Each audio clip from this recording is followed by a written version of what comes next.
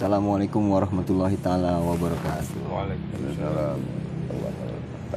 Alhamdulillah berjumpa kembali dengan saya Khalifah Haji Maswadi Al-Walidin pada channel Buya Pasaman Timur dalam makom Majelis Zikir Ma'rifatullah, yang pada kesempatan kali ini alhamdulillah dengan suasana yang sejuk kita bisa bersama dengan guru mursyid kita Syekh Nur Muhammad Wiran Maulana Al-Khalidi yang menyempatkan waktunya untuk kembali bermujakarah dengan kami yang sengaja datang berkunjung ke kediaman beliau.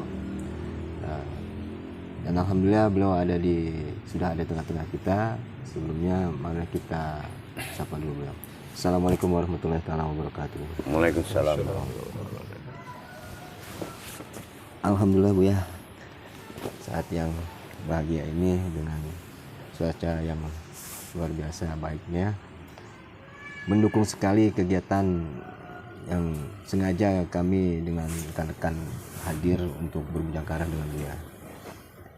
Baiklah hadirin sekalian, serta pemirsa yang sama-sama menyaksikan channel YouTube Buya Pasaman Timur ini, ada beberapa hal yang pada kesempatan kali ini ingin kami dapatkan, baik itu nasihat maupun petua-petua dari guru musik kita perihal tentang apa yang seharusnya kita lakukan ketika kita sedang dalam perjalanan mencari Tuhan ini.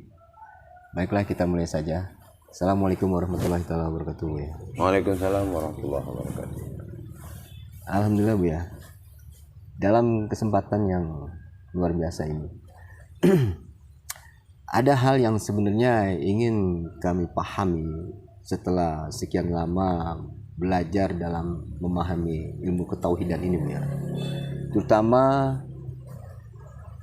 apa yang ingin kami dapatkan itu menjadikan sebuah pendirian bagi kami, karena yang kami tahu perjalanan seperti ini mungkin lebih berat sekali ujian maupun rintangannya Bu ya.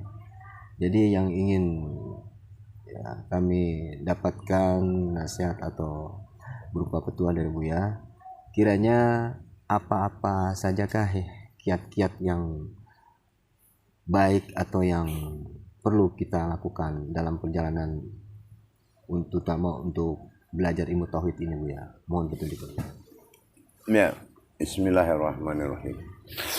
Sebetulnya kalau kita belajar ilmu tauhid, ini kan pelajaran ilmu tertinggi dalam Islam. Nah, ilmu tertinggi itu dia ada di rukun pertama dalam rukun Islam, urutan pertama. Nah, dan ini adalah satu syarat besar, kuncian bagaimana kita menyelesaikan dulu tauhid kita kepada Allah. Jadi kadang ini menjadi suatu kealpaan umat langsung fokus belajar. Nah, padahal kenapa ditempatkan syahadat itu sebagai tauhid pada awal rukun Islam? Itu bukan suatu kebetulan, itu adalah syarat. Nah, dan syarat itu nggak mungkin bisa manusia memenuhi. Ya. La ilaha illallah Muhammad Rasulullah. Itu tidak mudah. Menyatakan kembali tauhid kita di dalam sholat. Nah, makanya nggak bisa terputus. Rukun Islam yang 5 itu dia nggak bisa putus. Dia satu perjalanan. Di situ zakatnya, di situ hijrahnya, di situ semua. Nah, sangat berat kalau kita mengatakan asyhadu an la ilaha illallah wa asyhadu anna Muhammadar Rasulullah adalah tauhid ilahiyah, dan persyaratan-persyaratan ketuhanan itu sangat berat.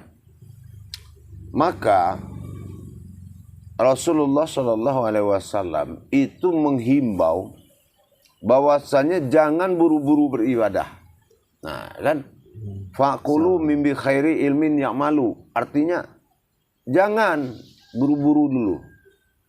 Kenapa? Tidak akan diterima nanti. Kalau ilmunya nggak ada. Ya. Nah, ilmu apa? Ilmu ketuhanan. Nah, dengan adanya ilmu ketuhanan inilah ilmu tauhid yang saatnya kita tidak mampu seperti belajar ilmu kebatinan. Mungkin saya katakan kebanyakan umat Islam membawa cara menuntut ilmu tauhid dengan cara menuntut ilmu kebatinan. Harus mantap marifatnya, harus yakin. Waduh, luar semua persiapan.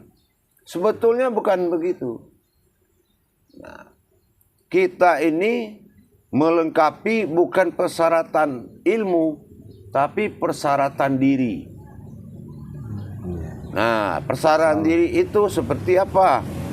Sidik, fatona, amanah, tablik. Kebenaran, kepatuhan kita, ketaatan kita, dan ada hati nurani kita untuk umat. Nah, kunciannya itu pada yang paling besar nilainya pada yang terakhir, yaitu tablik. Kita punya jiwa nggak melanjutkan cita-cita Rasulullah dan perintah amanah Allah tentang kebenaran kita menjaga tauhid keumatan kita kepada Allah. Kenapa? Karena sikap kita bisa sikap Tuhan. Karena semua sikap kita ini dari Allah. Perbuatan kita dari Allah. Itu af'alullah. Nah, bagaimana kita supaya berbuat menjadi perbuatan manusia? Nah, maka dituntutlah persyaratan kemanusiaan kita. Pertama, yaitu dikenal dengan kalam Rasulullah itu bi abdihi wan darajatan fil ilmi. Beradab melebihi ilmu. Nah, itu persoalannya. Adab ilmu itu maksudnya apa? Pertama, secara amaliyah adab kita guru. Secara ruhaniyah kita, adab kita adalah hakikat-hakikat sebelum memulai. Hakikat naik sajadah, hakikat sebelum mulai zikir, ya kan? Itu adab. Bersalam dulu kepada seluruh umat-umat Allah. Itu adab. Mengetahui perbuatan hak dan batil. Apa haknya? Jangan dibawa-bawa yang batil itu ke dalam yang hak, itu nggak beradab. Contoh kita ke rumah orang, masuk bawa sandal, beradab nggak? Nggak beradab. Nah, naik sajadah bawa bangkai, sama nggak tuh? Iya, sama. Sama kan? Nah, arti bangkai itu apa? Nilai ketergantungan sifat hewan itu masih ada.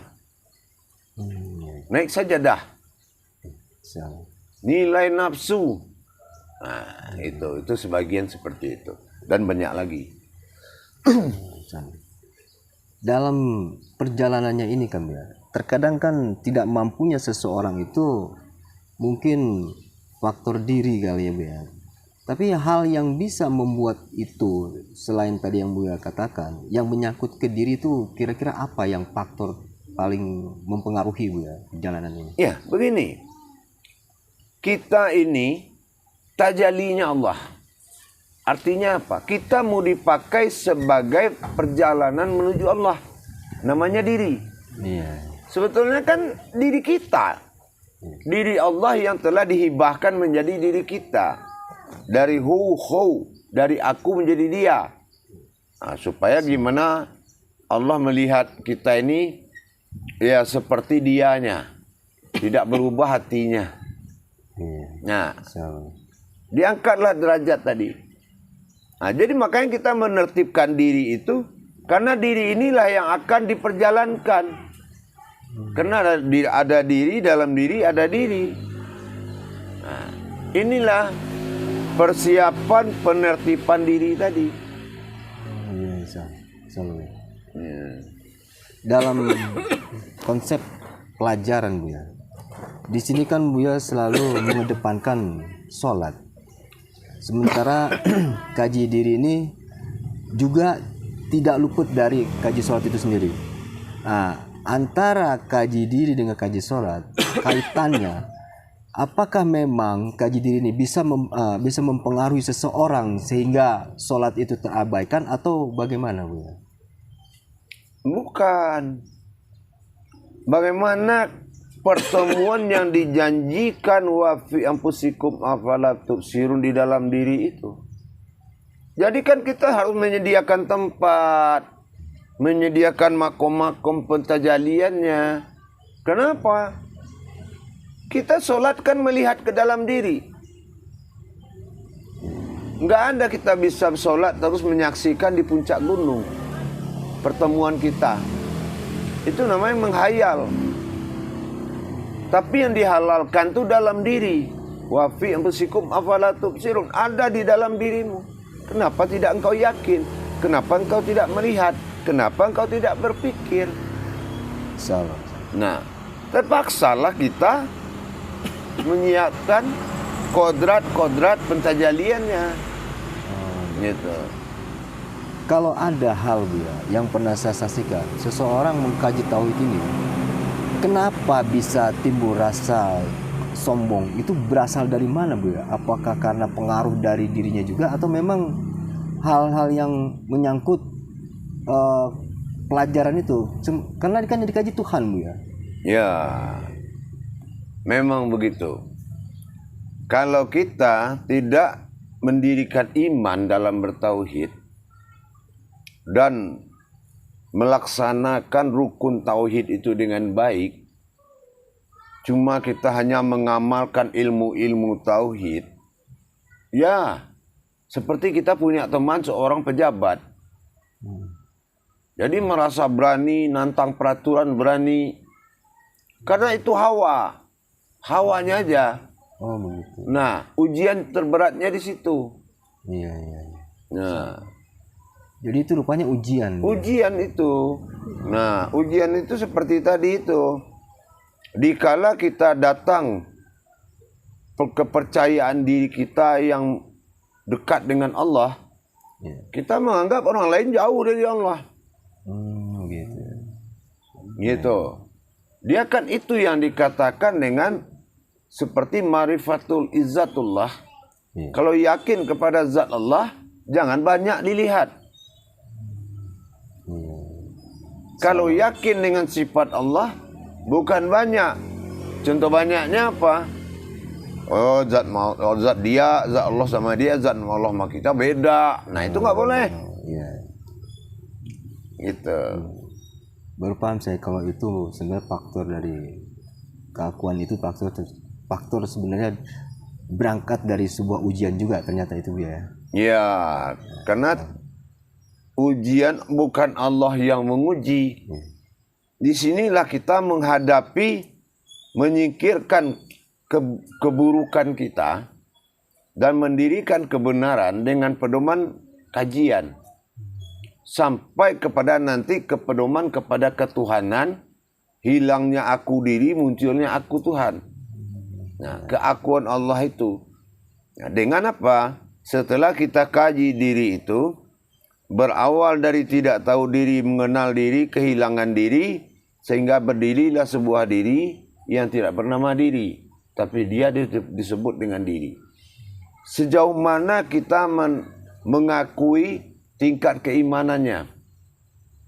Sudah tahu kaji ini tauhid, kita harus mempersiapkan persiapan syarat-syarat ketuhanan. Mental kita harus disiapkan juga. Cemburu, sesama ngaji, nggak suka lihat orang banyak nanya, orang menuntut terlalu dekat dengan guru. Itu udah syarat-syarat jatuh itu. Pengaruh juga itu ya. Bukan pengaruh, itu udah syarat-syarat bakal gagal itu. Ya. Nah, jadi itu makanya kembali ke diri kita. Karena persyaratan cinta atau mahabbah itu nomor 1. Iya. Kerinduan kepada Allah inilah yang mengalahkan semuanya. Ego itu kalah sama mahabbah itu. Gitu. Apalagi amanah. Amanah itu memang meruntuhkan sifat keburukan diri kita. Dengan patuh kita, dengan taat kita, itu menghancurkan kesombongan diri. Makanya kendalanya itu di kemanusiaan tadi. Bukan di pelajaran. Iya, paham. Jangan salah paham. Dari Muhammad sampai sekarang masih aja itu Nabi kita. Masih itu aja pelajarannya. Dari dulu Allah sampai sekarang itu aja Tuhan kita. Iya. Nggak ada ganti Tuhan, ganti pelajaran. Ya kan? Ganti menteri. Nah, kayak ganti-ganti pimpinan. Itu ke itu aja. Cuma yang merubah itu karena kita musim diri kita ini berubah, kita sebetulnya yang susah menghadapi itu. Iya. Mungkin di sini ada dari kawan yang hadir sini ingin bertanya juga. Barangkali Pak Jul dan Pak Beli. Assalamualaikum warahmatullahi wabarakatuh. Assalamualaikum warahmatullahi wabarakatuh. Mohon izin Buya untuk bertanya. Kerasin suara dikit biar dengar. Ya. Mohon izin Buya dalam hal ini mengenai ilmu tauhid. Kita kan mempelajari ilmu tauhid, ilmu ketuhanan. Di dalam ilmu tauhid itu kan ada wajib sifat Allah yang 20 dan ilmu yang mustahil. Nah, itu sebetulnya apa tujuannya kita untuk mempelajari dan memahami wajib sifat Allah itu dan mustahil itu? Dan apa bentuknya? Jadi gini, kita dirakit oleh Allah dalam bersifat 20. Artinya apa? Tujuan sifat 20 sebagai kodrat sifat diri kita kepada Allah. Supaya kita bisa memilah-milah mana sifat yang boleh dipakai dalam hidup, boleh mana yang enggak. Contoh salbiah. Disebut dengan salbiah itu sifat Allah yang harus digugurkan dalam pemakaian sifat kita. Wujud kata Allah, ada. Aku ada katanya. Aku tiada. Nah, jangan sama-sama merasa ada. Nah, ya kan harus hilang satu kan gitu. Iya. Nah, kidam dahulu, pertama, maha dahulu. Iya, kita belakangan. Umat akhir zaman. Gak usah sombong. Nah, bako Allah nggak bakal mati. Kita pernah akan mati. Kita bisa. Kenapa tidak? Nah, Allah dengan sifat qiyamuhu binafsihi, berdiri sendiri. Iya, begitulah kebesaran dia. Maka kita berpikir bagaimana kita bisa kembali kepada Allah yang berdiri sendiri meskipun mati. Emang dipikir mati langsung pasti pulang? Emang menuju Allah itu alamnya cuma satu? Nah, daripada menempuh jalan yang banyak, alam yang banyak, bagus selama hidup kita dirikan alam Allah itu. Nah, kita nggak perlu lagi kemana-mana. Nggak perlu lagi mengikuti tajalli roh. Nah, inilah kematian seorang wali itu sangat tinggi derajatnya. Mengalahkan kehidupan umat. Ya kan? Matinya aja kalah kehidupan umat. Apalagi hidupnya. Iya. Maksudnya itu derajat. Ditanam, dimakamkan. Nah, kalau orang biasa digali lagi banyak cacing, banyak ulat. Dia digali lagi nggak ada. Satu. Yang kedua mungkin juga kain kafannya tidak tersentuh oleh kekotoran. Kenapa Allah muliakan? Itu alam peristirahatan. Nah, tapi nyatanya kebanyakan sekarang menjadi alam azab. Dengan bahasa kenabian kerasulan, bahwasanya alam barzah itu tuh azabnya setengah neraka. Iya. Nah, jadi disitulah kita harus bisa mengendalikan tadi. Moto hidup itu harus jelas.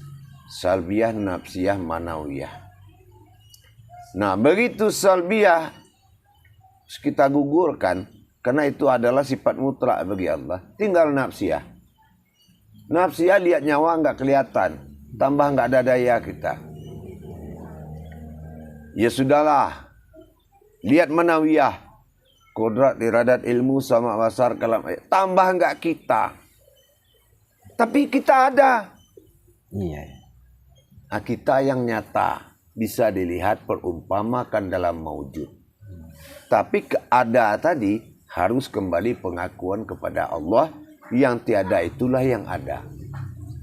Yang ada itulah yang tiada, itulah kita. Mentiadakan sifat-sifat kemanusiaan di dalam sifatnya Allah. Kenapa? Berarti kita manusia, Bu ya. Kita butuh hidup, tenang. Allah berinsan pada bumi ini. Allah berinsan. Apa yang kamu mau lebih, Allah lebih dari itu. Contoh, alhamdulillah wal kulihal. Bawalah aku ke dalam masalah-masalahmu.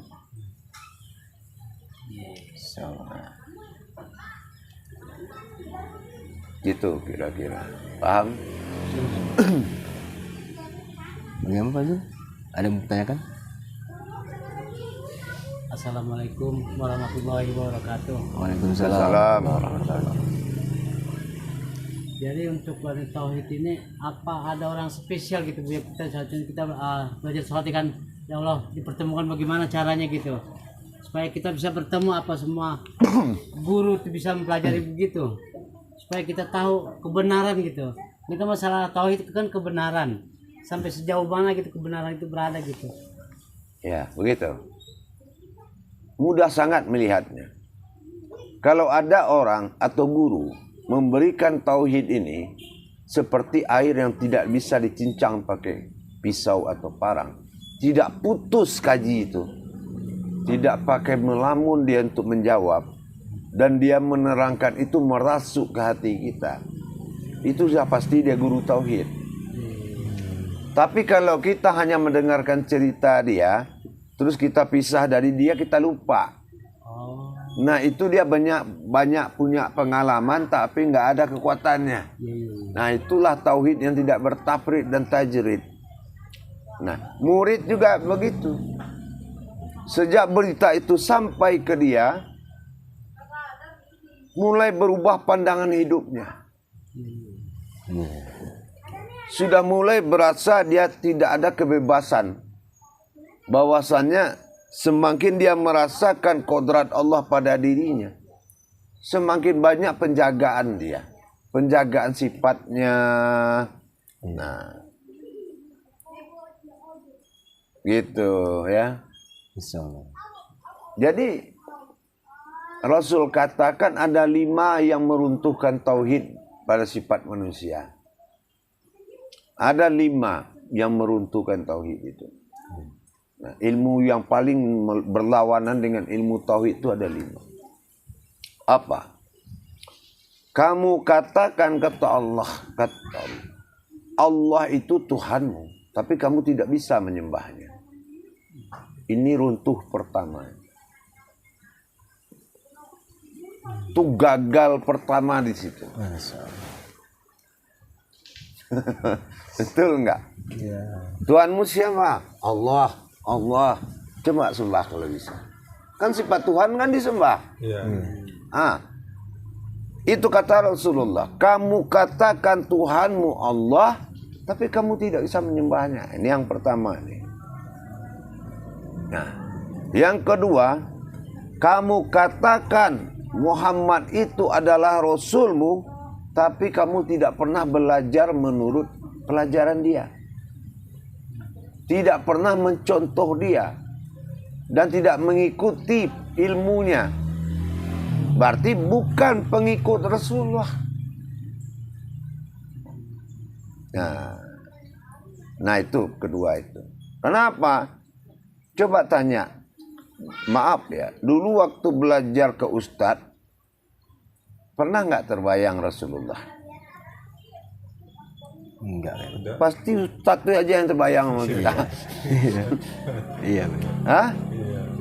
Seharusnya kita dengan merasa diperintah oleh Rasulullah untuk mencari sesuai dengan pelajarannya yang diajarkan Rasulullah, yaitu ilmu tauhid. Iya.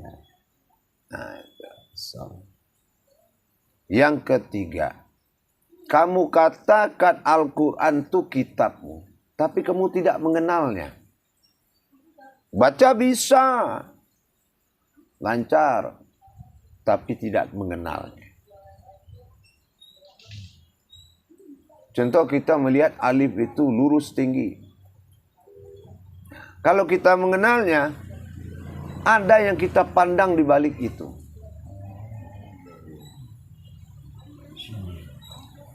Ya. Nah, itu yang ketiga. Yang keempat, kamu antarkan mayat ke makam. Kamu tidak belajar kepada kejadian itu, tapi kamu belajar kepada orang yang kamu kuburkan. Itu banyak. Contoh aja ya, diantar mayat seorang ulama, dimakamkan. Kebetulan tanah kosongnya di pojok. Itu kuburan yang lain dilangkahin aja tuh. Ya. Kenapa? Karena mau ziarah ke sono. Kalau beda pertanyaannya di bawah, nggak masalah. Iya. Pamannya manro buka ditanya ke orang awam, nanti ke ulama tuh nggak manro buka. Mungkin pertanyaannya lebih hebat lagi. Tuh boleh kita injak-injak aja makam yang lain untuk dapat. Tidak. Begitu rohani itu sudah naik, nama kita sudah sama aja, judulnya arwah. Orang rumah bilang almarhum. Ya kak. Sifat tantang, sifat tenteng di dunia ini udah nggak kenal lagi orangnya. Apa kata istilah orang kita? Yang banyak ngomong tuh udah hilang dia kan itu. Ya itu dia. Keruntuhan tauhid. Nah, yang terakhir itu mencintai kebisaan daripada yang membuat sebuah kebisaan. Contoh apa? Hebat ilmu bapak itu. Bapak itu ya. Tapi kita tidak pikir, kenapa bapak itu bisa hebat? Iya. Harusnya kita pikirnya begini. Ya Allah, maha benar engkau ya Allah yang menjadikan bapak itu hebat. Kalau tidak ada engkau mungkin tidak bisa hebat dia. Itu dia. Nah ini yang menghancurkan tauhid sehingga kita merangkak-rangkak sampai meminum air selokan bapak itu. Yakin kita jadi obat. Nah ini keruntuhan tauhid. Nah jadi makanya saya bilang kembali ke tadi Khalifah, persiapan diri. Persiapan diri. Kenapa? Semua akan dikembalikan kepada satu sifat bernama sifatullah. Baik pandangan, pendengaran, perkataan sampai perbuatan. Nah, sementara sifat manusia kita ada. Apa salahnya sih kita sabar untuk meluruskan sifat itu kembali? Sementara nanti kalau sudah didapati Allah sifat itu menjadi sifatullah, kan jadi insan. Boleh kan nonton ke bioskop, boleh kan pergi main-main, boleh jalan-jalan, seolah-olah nyari duit itu boleh sampai tidak ada kematian. Boleh kamu bebas di dunia, siapa yang larang? Tapi jangan jadi makhluk lain. Perjanjian dulu iya kena budu, iya kena nasta'in. Tiba-tiba nggak nyembah-nyembah. Nah, begitu. Jadi penjagaan dalam ilmu tauhid itu seperti itu, Khalifah. Harus benar-benar sami'na wa ta'nanya. Gitu. Salam. Ada lagi Pak Jul? Cukup. Balis? Pak Tunggu Balis. ya. Ya. Salam. Mohon pencerahannya lagi dulu ya. Mengenai tauhid juga. Hah? Mengenai masalah tauhid juga. Ya. Itu yang saya dapati dari guru-guru yang setelah pernah saya belajar.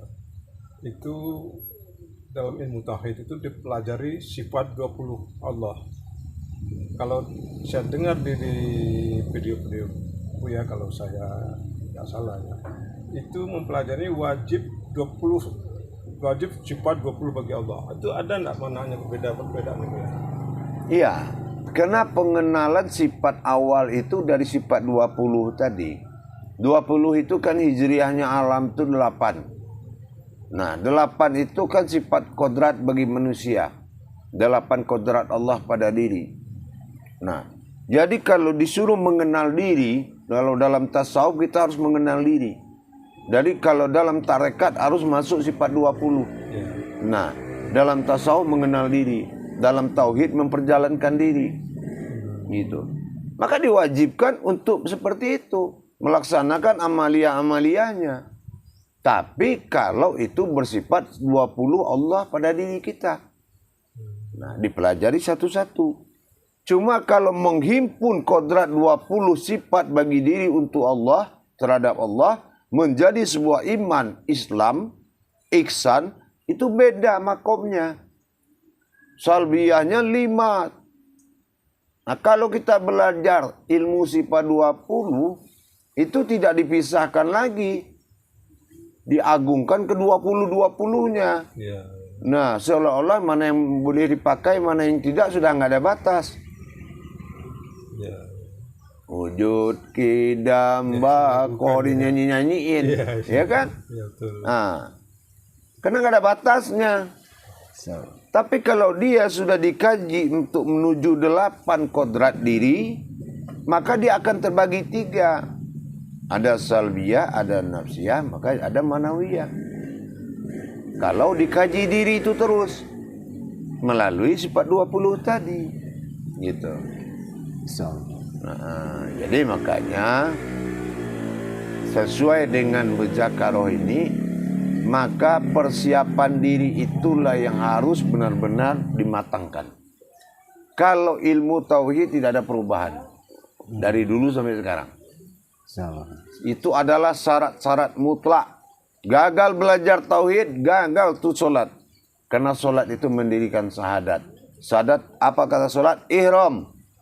Cara ihram gimana ya? Syahadah ahad. Menyatukan langsung menjadi satu. Itu pelajarannya di tauhid. Baru ihram jawabannya. Gitu, paham? Insyaallah. Nah, insyaallah. Sadar Pak? Jadi kembali ke saya nih ya.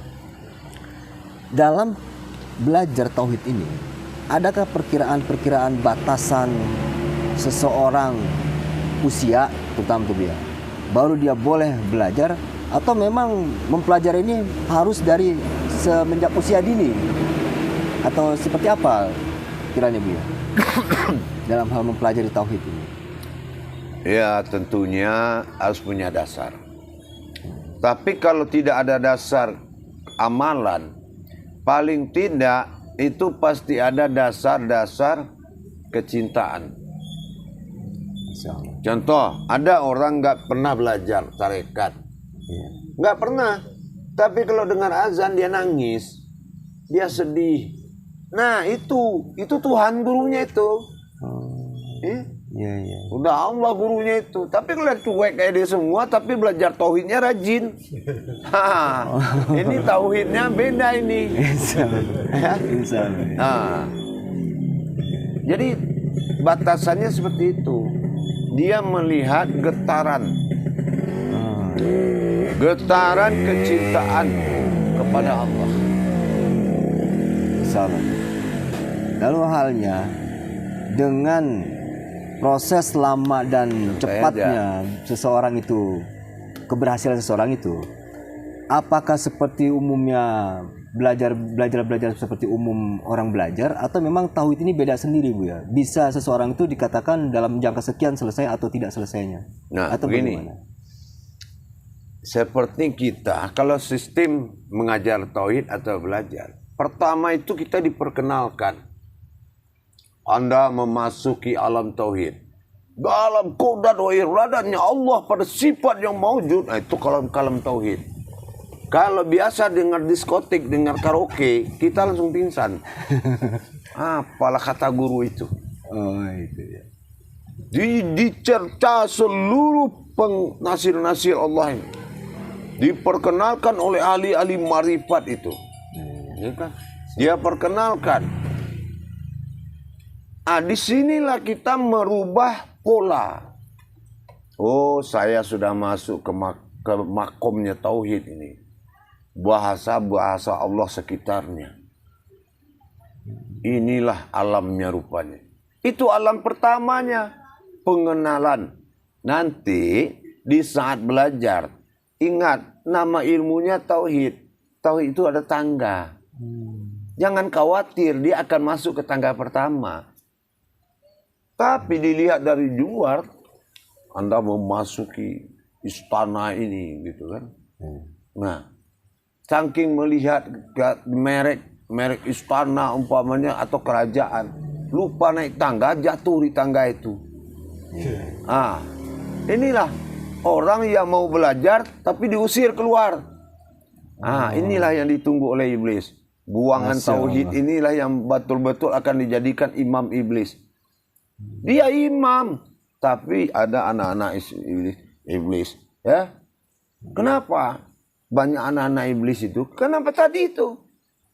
Orang yang sudah keluar dari keruntuhan tauhid, nggak ada amalia yang bisa membentuk dia lagi tuh. Udah keras itu. Udah keras tuh.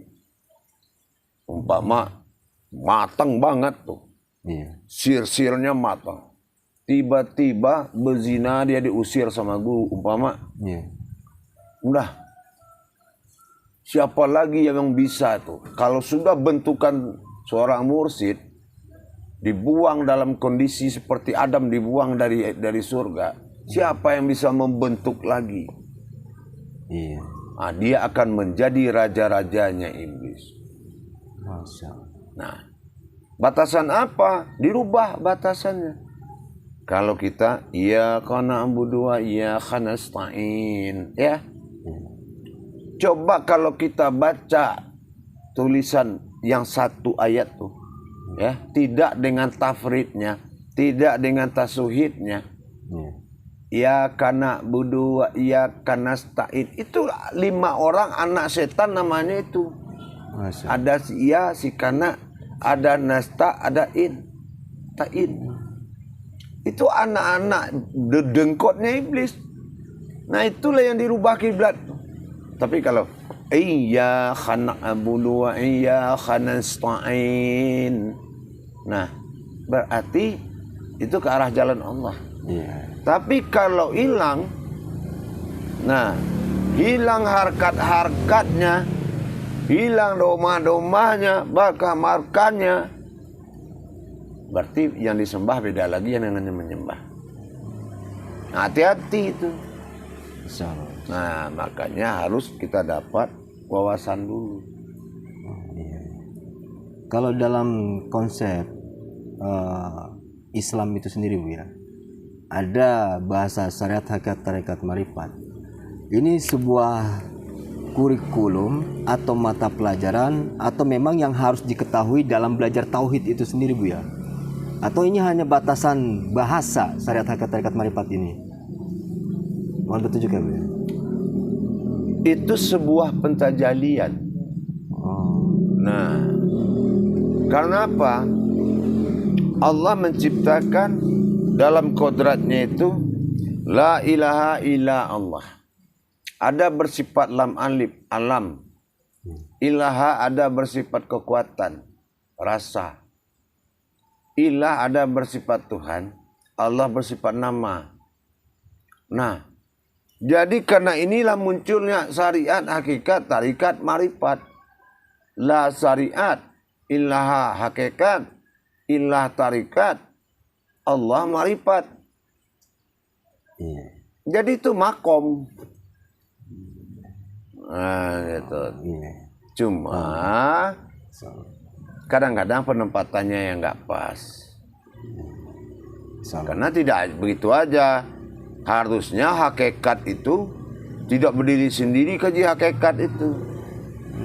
Berarti lah apa seperti saling berhubungan Bu ya. Hakikat itu hakikat dari syariat. Oh iya iya. Bukan terpisah-pisah. Bukan. Nah, tarekat itu, perjalanan itu tarekatnya dari hakikat. Nanti lah ada lagi ilmunya lain lagi. Iya kan? Nah, marifat itu marifat dari tarekat. Marifat dari perjalanan tadi. Tujuan namanya. Bisa. Kalau dari kata tasawuf, marifat itu bukan artinya tujuan. Itu adalah wujud. Nah, kan gitu. Iya. Nah. Ada yang saya sedikit jadi pertanyaan ya. Arti tauhid ini kan berhubungan ya, langsung berhubungan dengan Tuhan. Katakanlah tujuannya ke situ.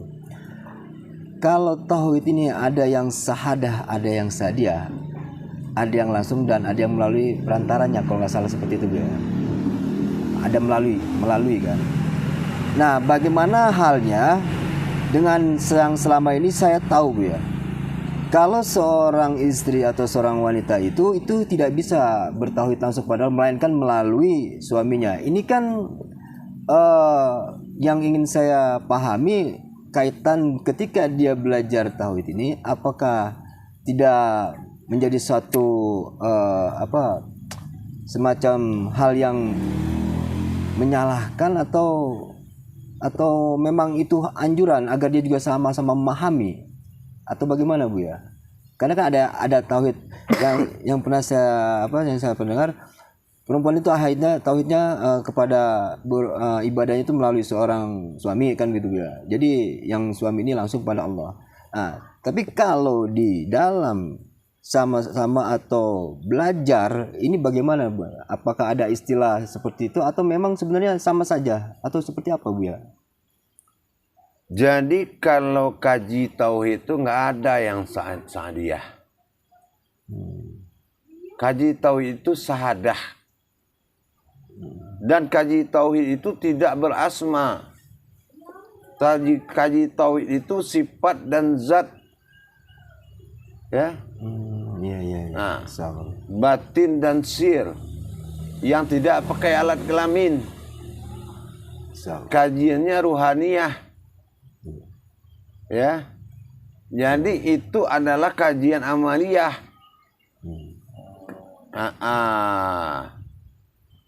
Kan dibilang lam yalid wa lam yulad, itu kaji tauhid. Yang datang tuh yang nggak beranak, yang tidak diperanakkan, mandul semua, kan gitu. Anak titipan Allah. Nah, jadi tidak bisa ditinjau kaji tauhid dari sadiah. Sadiah itu adalah menjamin ketenangan, kekusukan, dan keafdolan belajar itu adalah istri. Tapi kalau tidak bisa berbuat seperti kenyamanan, keafdolan, kemabruran, kekusukan untuk suami, maka dikatakan istri ingkar. Nah, kalau dalam surat An-Nisa, istri ingkar tidak berdosa, tidak dinafkahi. Nah, itu ya kan? Jadi untuk belajar tauhid ini tidak ada istilah gender lah kalau kata sekarang ini. Nggak ada itu. Apalagi istrinya mau belajar, itu yang lebih bagus. Itu yang lebih bagus. Kenapa? Dia bisa mengimbangi marwah Allah dalam diri suaminya, menjadikan suaminya itu masjidnya. Iya.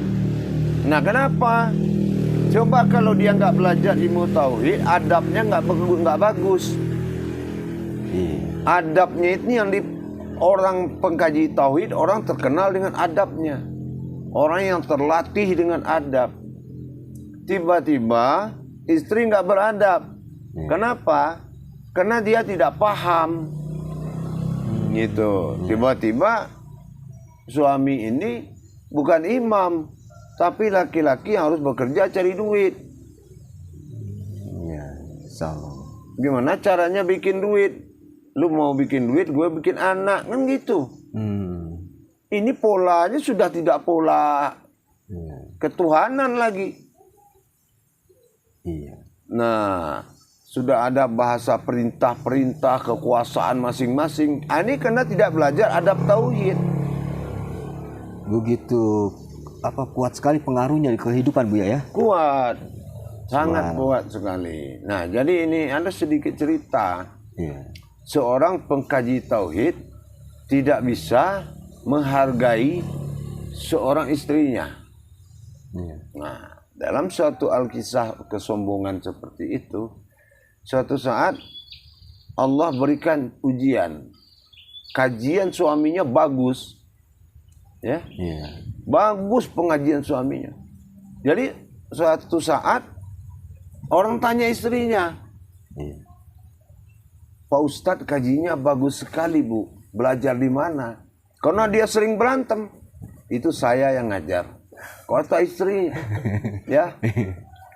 Kalau kamu nggak percaya, kamu lihat khutbahnya minggu depan. Nggak saya ajar. Jadi begitu sehari-hari, Ustadz mau belajar, diambil anak suruh pegang. Diambil anak suruh pegang, dikencingin anak. Akhirnya dakwah belepotan. Orang yakinlah ke istri. Ini harus dicermati. Benar. Jangan keindahan itu untuk diri sendiri. Berbagilah dengan istri keindahan tadi. Oh, iya. Keindahan Allah yang ada dalam diri kita. Sama. Insya Allah. Iya. Oh, kenapa susah dia melawan, namanya itu anak orang. Kalau ngasuh anak orang ya begitu. Bapaknya beda, ibunya beda. Iya. Kita juga beda bapak ibu kita. Iya. Nah, paling cepat 25 tahun tuh baru bisa mendapatkan apa tadi itu sakinah mawadah maromah itu 25 tahun. Kalau di bawah 25 Allah anggap itu ujian aja berdua ya. Nah, itu. Subhanallah. Ternyata banyak hal yang bermanfaat di samping kita memahami hubungan kita dengan Allah. Ternyata itu yang membuat kehidupan berpengaruh ke kehidupan kita Bu ya. Dari sisi keluarga maupun intinya ke dunia kita lah. Subhanallah. Alhamdulillah Bu ya. Ya, insyaallah. Walaupun acara Mujaqqarah saat ini pada kesempatan kali ini memang tidak bisa lama karena Buya pun ada kegiatan yang lain. Namun di ujung acara ini kembali Buya saya ingin mendapatkan nasihat dan petuah dari Buya. Mohon. Insyaallah. Begini, tertibkan diri kita dan jaga adab. Jangan melihat kiri kanan kalau belajar. Artinya jangan pedoman yang lain. Pedomanlah kepada perjalanan dirimu dan rasa kendalikan. Rasa bertuhan itu tingkatkan. Jiwa bertuhan itu tingkatkan.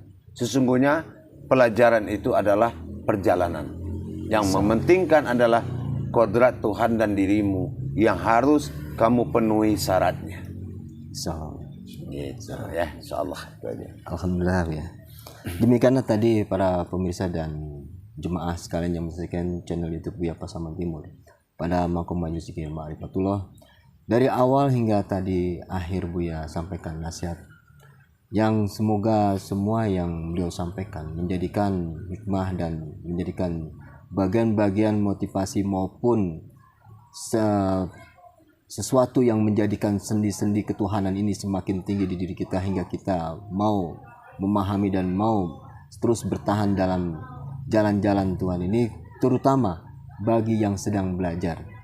Insya Allah kiranya kesempatan Mujaqqarah pada kali ini cukup sekian. Saya akhiri. Billahi taufiq wal hidayah. Wassalamualaikum warahmatullahi wabarakatuh. Waalaikumsalam warahmatullahi.